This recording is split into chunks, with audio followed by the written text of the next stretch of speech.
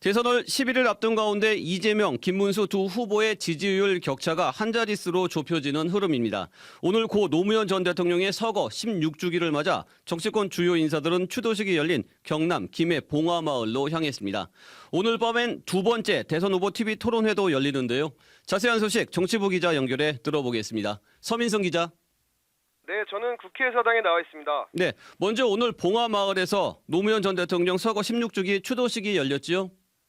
네, 그렇습니다. 오늘 우원식 국회의장과 민주당 박찬대 당대표 권한대행, 그리고 국민의힘 김용태 비대위원장, 조국혁신당 김선민 대표 권한대행, 개혁신당 천하람 대표 권한대행 등 정치권 주요 인사들은 경남 김해 봉화마을로 향했습니다. 문재인 전 대통령 부부도 퇴임 이후 4년 연속 추도식에 참석했는데요. 다만 대선 후보들은 오늘 오후 예정된 토론회 일정 때문에 추도식에 참석하지는 않았습니다. 그런데 민주당 이재명 후보는 오전 일찍 봉화마을을 찾아서 노무현 전 대통령 묘역을 참배하기도 했는데요.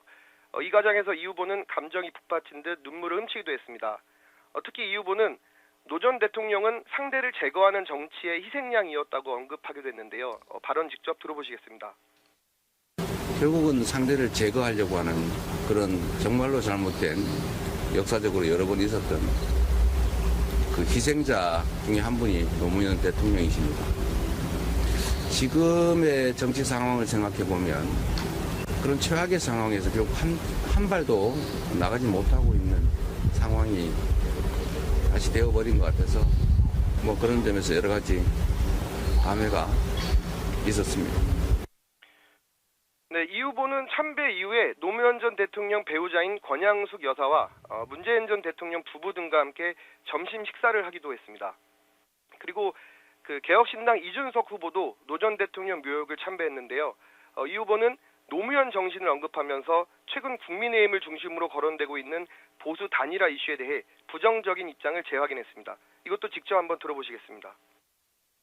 3당 합당을 하자는 주변의 이야기가 있을 때 주먹을 불끈 쥐고 이 있습니다라고 외치던 그 모습, 그 외에도 어려운 지역구에 도전하는 것을 하나의 본인의 긴 여정 속에서 마다하지 않았던 그런 노무현 대통령의 모습, 제가 정치를 하면서 할 수 있다면은 계속 그 모습과 닮은 정치를 하고 싶습니다.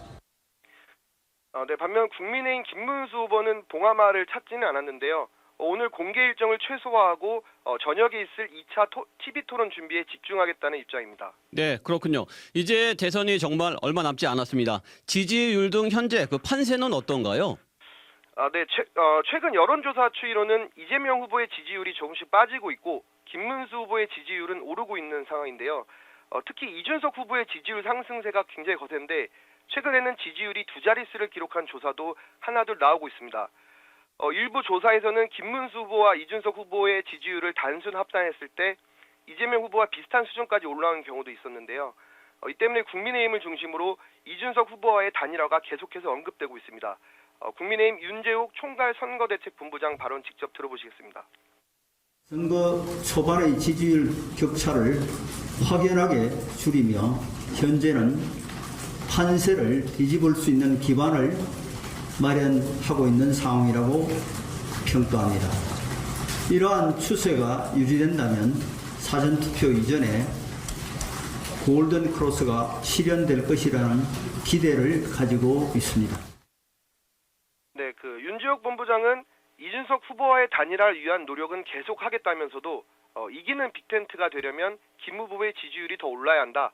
소위 말해 자강에 더 비중을 두고 선거운동을 하겠다 이렇게 강조하기도 했습니다. 네, 대선에 다가갈수록 신경전이 점점 더 치열해지고 있죠? 네, 그렇습니다. 특히 오늘 미국 행정부가 주한미군 감축을 검토하고 있다는 보도가 나온 이거 관련해서도 공방이 오가기도 했는데요. 김문수 후보는 이재명 후보를 겨냥해서 과거 주한미군을 점령군이라고 폄훼한 바 있고 한미일 연합 군사훈련을 극단적 친일행위라고 매도한 적도 있다. 이재명 후보가 대통령이 되면 주한미군 철수가 현실이 되는 게 아니냐 이런 불안감 섞인 전망이 퍼지고 있다 이렇게 비판했습니다. 그러니까 민주당에서는 즉각 반발이 나왔는데요. 한민수 대변인은 주한미군 감축설 보도에 대해 미국 정부와 우리 국방부가 즉시 부인했는데도 김문수 후보가 이를 이용해 위험천만한 불장난을 벌이고 있다. 이런 위험천만한 언동이 한미 동맹과 우리 국익에 미칠 악영향은 생각도 안 하고 있다. 이렇게 반박했습니다. 경쟁 후보를 공격하기 위해 한미 동맹을 정쟁 거리로 만들어버렸다는 비판인데요. 안보마저 정쟁의 도구로 사용하면서 보수를 참칭할 자격도 없다. 이렇게 지적했습니다. 네, 강하게 비판했네요. 그런데 오늘 저녁에는 2차 TV 토론회가 예정돼 있죠? 네, 그렇습니다. 오늘 저녁 8시에 대선 후보 2차 생중계 TV 토론회가 예정돼 있는데요. 이재명, 김문수, 이준석, 권영국 이렇게 네 후보가 토론회에 나서는데 오늘 주제는 사회 분야입니다. 사회 갈등 극복과 통합 방안, 그리고 연금 개혁이나 의료 개혁 등을 두고 토론할 예정입니다. 특히 비상계엄 책임론이랑 이재명 후보의 사법 리스크 등을 두고 격돌이 예상되는데요. 이 후보의 공약인 기본사회 구상이랑 최근 논란이 되고 있는 커피 원가 120원 발언이랑 호텔 경제화 이걸 놓고 공방이 거셀 것으로 보입니다. 네. 네, 또 최근 윤석열 전 대통령이 부정선거를 주장하는 영화를 공개 관람한 것을 두고도 격돌이 예상되는데요. 그 단일화 최종 시한으로 여겨지는 게 투표용지 인쇄가 이제 모레부터 시작되는데 그게 이제 단일화 최종 시한으로 여겨지고 있습니다. 그래서 오늘 토론회에 따른 지지율 변동이 김문수 후보랑 이준석 후보의 단일화 논의에 분수령이 될 수도 있다는 그런 전망도 나오고 있습니다. 네, 그렇군요. 여기까지 듣겠습니다. 정치부 서민선 기자였습니다. 지금까지 CBS 박지환의 뉴스톡이었습니다. 노컷으로 보는 뉴스의 새로운 기준. 지금 알림과 구독 설정하시고 함께하세요.